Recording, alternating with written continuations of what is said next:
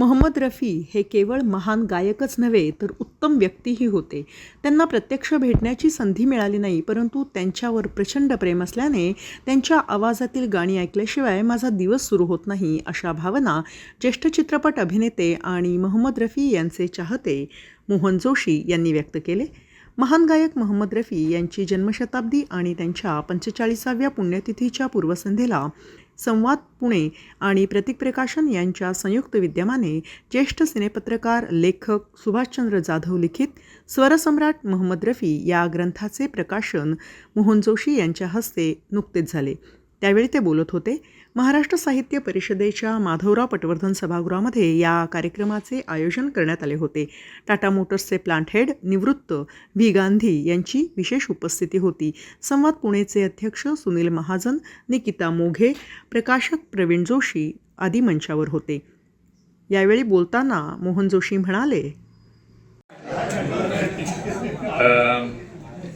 रफी साहेबांचा स्वरसम्राट मोहम्मद रफी या पुस्तकाचं प्रकाशन झालं असं मी जाहीर करतो. अर्थात हे जाहीर करण्याचं भाग्य मला लाभलं, प्रकाशनाचं भाग्य मला लागलं. याबद्दल माझं मीच कौतुक करतो.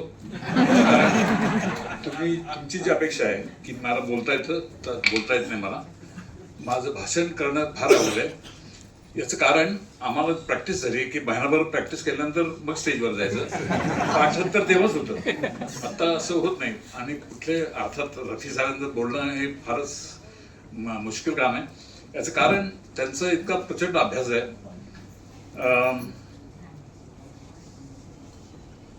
रफी साहेबांचा आवाज ऐकल्याशिवाय म्हणजे सकाळ होत नाही. याचं कारण सकाळी उठल्यानंतर पहिलं गाणं रफी साहेबांचं असतं, यात वादच नाही.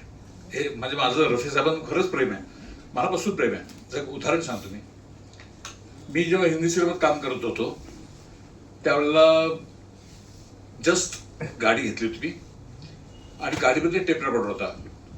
टेप रेकॉर्डरवर सगळी मोहम्मद रफीची गाणी, काही लता मंगेशकर कॉम्बिनेशन होतं आणि असं बसले कॉम्बिनेशन.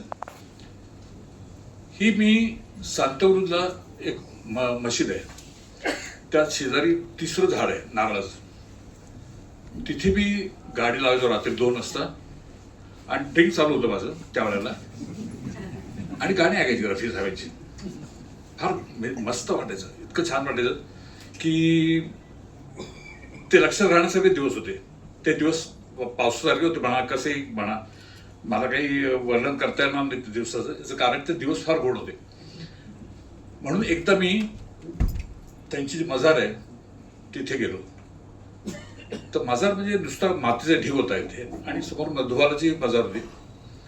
ती संगमरवरी दंडाने केली होती. तर मी तिथल्या लोकांना विचारलं रात्रीच 3 वाजता वगैरे, म्हटलं मी तुम्हाला संगमरवरी करून देऊ शकतो का? तर नाही म्हणाले. काय त्यांचं प्रॉब्लेम होते मला माहीत नाही, पण कदाचित त्यावेळेचं माझं विचारणं बरोबर नसेल, रात्रीचं विचारणं. पण ठीक आहे म्हणलं, ठीक आहे मग हा असं काहीतरी धुंदीत होतो मी. आणि त्यांना विचारलं मी की करू शकतो का असे काही. तर ते नाही म्हणाले. मला शेवटी नाराज झालो. परत गाडीतून बसलो आणि गाणी ऐकत बसलो. मी कधीही सांताक्रूजला होताना त्या मजारीपाशी गेलो की सलाम करतो त्याला. याचं कारण माझं प्रचंड प्रेम आहे त्या माणसावर. गाणी ऐकणं हा माझा छंद आहे. एक प्रसंग असा घडला माझ्या आयुष्यात की मोहम्मद रफी साहेबांना मी कधी बघितलेलं नाही. म्हणजे माझ्या नशिबात नाही ते कधी बघणं, दुर्दैवाचं. पण आज रफी साहेबांचं नाव घेतल्यानंतर मला खूप आठवण येते. पण ती एक आठवण होती. झी टीव्हीचं जीवनगौरव अवॉर्ड मला मिळालं होतं आणि त्यावेळेला आमचे प्रोड्युसर होते. आमची सिरियल चालली होती त्यावेळेला, रेशीम गाठी असं काहीतरी, तुझी माझी रेशीम गाठ. तर त्यावेळेला आमचे प्रोड्युसर भोसले साहेब होते. ते मला म्हणाले की आपल्याला जायचं आहे, शूटिंग संपल्यानंतर 6 वाजता जायचं आहे. म्हणजे कुठं जायचं आहे? मयेकर साहेबांनी बोलवलं आहे. मयेकर साहेब म्हणजे झी टीव्हीचे इन्चार्ज होते. तर बांद्रामध्ये गेले. म्हणजे बांद्रात कुठे परळला ऑफिस आहे त्यांचं? हो म्हणे. पण इथे नवीन काढलं त्यांनी, भोसले साहेब म्हणाले.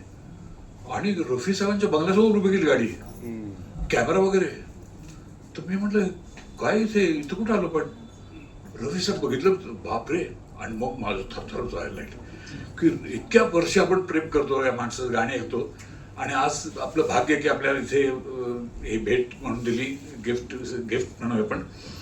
पण खरंच मी जेव्हा गेलो तेव्हा त्यांचा तो अवॉर्ड्स म्युझियम केलं त्यांनी, त्यात बघितलं मी, आणि खरंच सांगतो तुम्हाला ढसा रडलो मी. त्याचं वर्णन करू शकत नाही.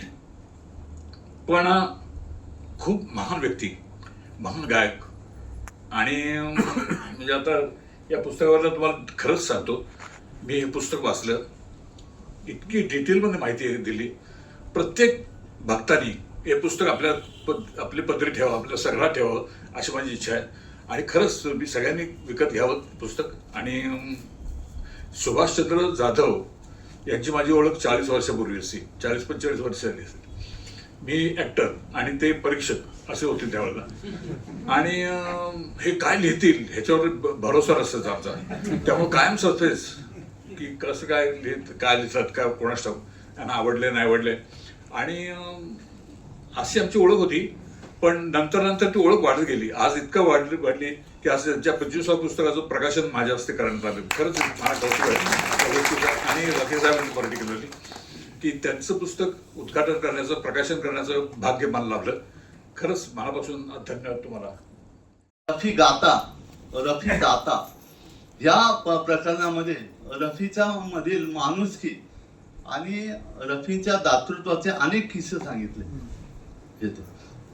मित्रांनो,